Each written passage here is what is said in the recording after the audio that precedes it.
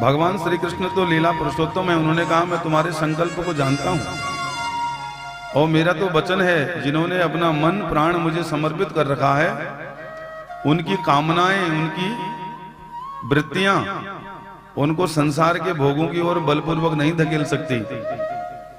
भोग स्वयं उनकी तरफ आते हैं, फिर वो ये भोगों को भोगते हैं, भोग उन्हें नहीं भोगते। क्योंकि जिसे सत्य का ज्ञान हो जाए तो फिर उसका संसार पे उतना आकर्षण नहीं रहता। संसार के मूल अस्तित्व को यदि व्यक्ति समझ जाए तो क्यों इस कीचड़ में गदले जल में अपना हाथ पैर डाले।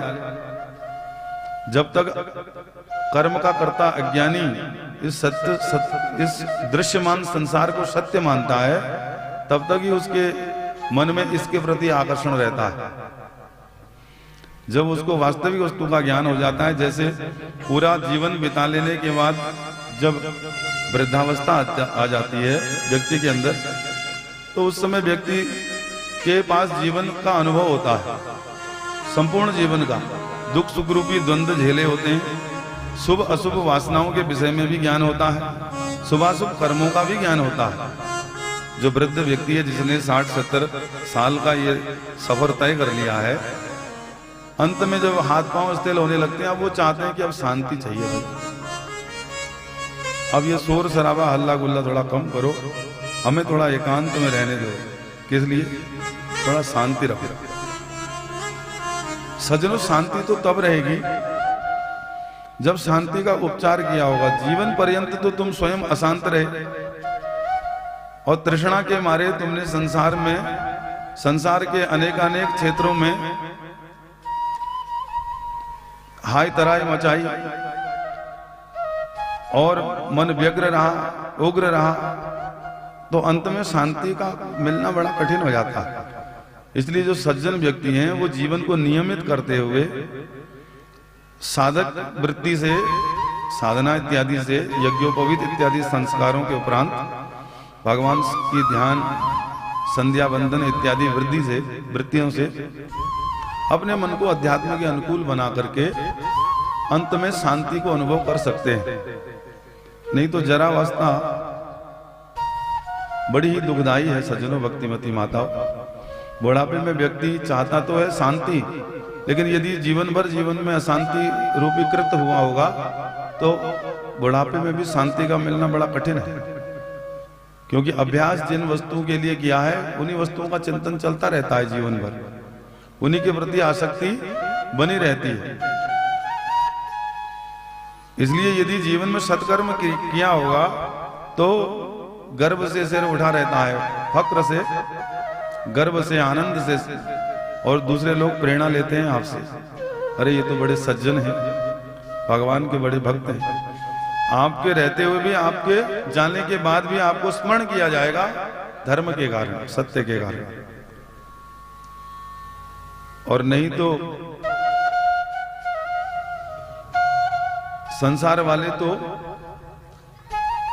आपके परिवार वाले तो उपाधि आपको दे ही देंगे। संसार वाले सब अपने शुभ चिंतकों को स्वर्गीय की उपाधि दे देते हैं। आपने देखा होगा, कोई चला जाए संसार से, वो चाहे डाकू हो, गुंडा हो, बदमाश हो, पीछे लिख देंगे स्वर्गीय श्री। भले ही वो रोरक नाम के नरक में गया हो, लेकिन लिखा स्वर्ग ही जाता है। तो ये तो लोक की व्यवस्था है, यहां पर लिखने में तो स्वर्ग ही आ ही जाएगा, लेकिन वास्तविक स्वर्ग का सुख तो सत्कर्मों से ही प्राप्त होता है। और अमरता आती है सत्कर्मों के कारण ही। जाने के बाद भी व्यक्ति को याद रखा जाता है कि ये धर्मज्ञ था। इसीलिए भगवान लीला पुरुषोत्तम है, फिर भी जब अपनी लीला प्रकट करते हैं तब स्वयं मर्यादा का उल्लंघन नहीं करते। इस चीरहरण रूपी वृत्तांत को सुनकर के अज्ञानता के कारण बहुत से जीवों के मन मस्तिष्क में संशय भी उत्पन्न हो जाता है। इसलिए सुखदेव जी इसके अंदर इसका प्रवचन कर रहे हैं, इस लीला का, क्योंकि ये श्रीमद् भागवत महापुराण ज्ञान यज्ञ है। अनेक संशयोच्छेदी परोक्षार्थस्य दर्शकम, जो अनेक संशयों का दमन करने वाला है। और जिसके पास ये शास्त्र रूपी दर्शन नहीं है, नेत्र नहीं है, वो अंधा ही है। सर्वस्य लोचनम शास्त्रम यस्य नास्त्य अंध एव सह। ये सभी संशयों का समाधान करने के लिए हमारे पास शास्त्र ही नेत्र है। शास्त्र के नेत्र से जब हम संशय का निवारण करेंगे तो जीवन आनंदमय हो जाएगा। तो इसलिए ये ज्ञान यज्ञ है। ज्ञान से क्या होता है? संशयों का दमन हो जाता है, संशय समाप्त हो जाते हैं। अनेक संशयोच्छेदी परोक्षार्थ दर्शकम, संशयों का नाश करके जो अप्रत्यक्ष वस्तु है परमात्मा, बाकी तो सब प्रत्यक्ष है। इस लीला में भी परमात्मा अप्रत्यक्ष है, साकार रूप में प्रत्यक्ष है, लेकिन जो ब्रह्म है, ईश्वर है, वो अप्रत्यक्ष है। उसको गोपियां नहीं जानती, उसके संबंध में ज्ञान नहीं है, इसलिए उन्हें जताने के लिए भगवान प्रत्यक्ष हो गए। न मैया वेशित धियाम कामः कामाय कल्पते, वर्जिता क्वथिता धाना प्रायो बीजाय निश्यते। जो सर्वस्व मुझे समर्पित कर देते हैं उनका जन्म मरण में मिटा देता हूं देवियों।